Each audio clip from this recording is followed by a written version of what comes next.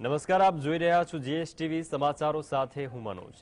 એક મહત્વના સમાચારથી બુલેટિનની શરૂઆત કરીશું। મહત્વના સમાચાર અમદાવાદમાં આજથી 31 ડિસેમ્બર સુધી કાંકરિયા કાર્નિવલનું જે શરૂઆત થવા જઈ રહી છે, આજે ઉદ્ઘાટન થવાનું છે। લોક ડાયરા સહિત અનેક સાંસ્કૃતિક કાર્યક્રમોનું આયોજન થવાનું છે।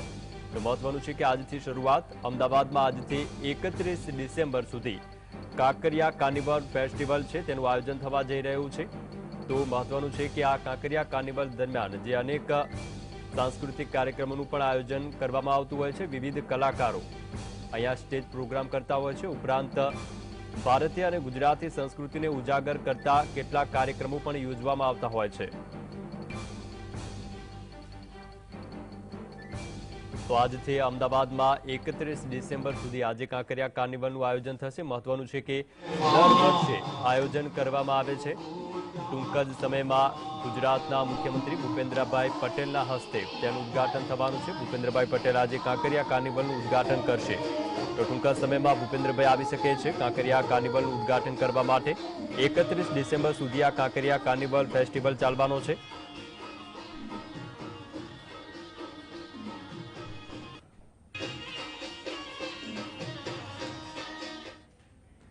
તો આજ મુદ્દે સંવાદદાતા જતીન અમારી સાથે કાંકરિયાથી સીધા લાઈવ જોડાયા છે। જતીન, 31 ડિસેમ્બર સુધીનું સુંદર કાંકરિયા કાર્નિવલ ફેસ્ટિવલનું આયોજન કેવા પ્રકારની તૈયારીઓ છે ને આ વખતની આ વર્ષની જે વિશેષ થીમો કઈ કઈ છે?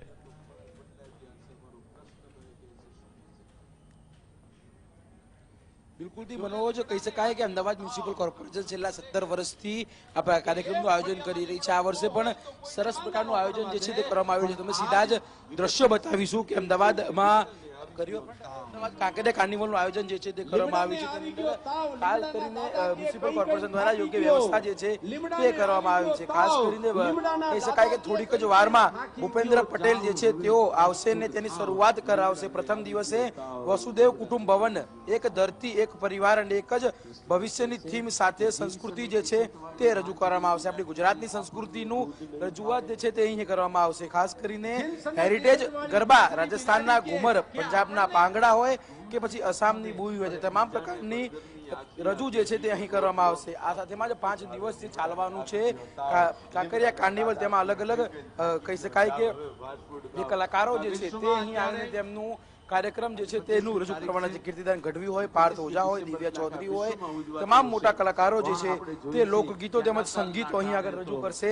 મહત્વની વાત છે કે મોટી સંખ્યામાં લોકો હાલ કાંકરિયા કાર્નિવલ ખાતે આવી પહોંચ્યા છે અને તમામ જે આજથી ભૂપેન્દ્ર પટેલ તેનું મુહૂર્ત કરવાના છે અને લોકો માટે આજે 5 દિવસ માટે આવવાના છે, ત્યારે કહી શકાય કે મોટી સંખ્યામાં જ આમંત્રણ કરવામાં આવ્યું છે। મહત્વની વાત એ રહેશે કે આ કાંકરિયા કાર્નિવલની અંદર ગુજરાત પોલીસ દ્વારા હોર્સ શો તેમજ ડોગ શો નું આયોજન જે છે તે કરવામાં આવ્યું છે। ગુજરાતના મુખ્યમંત્રી પટેલ સાથેમાં જ 154 કરોડની પ્રજાલક્ષી કાર્યોનું પણ લોકાર્પણ કરવાના છે।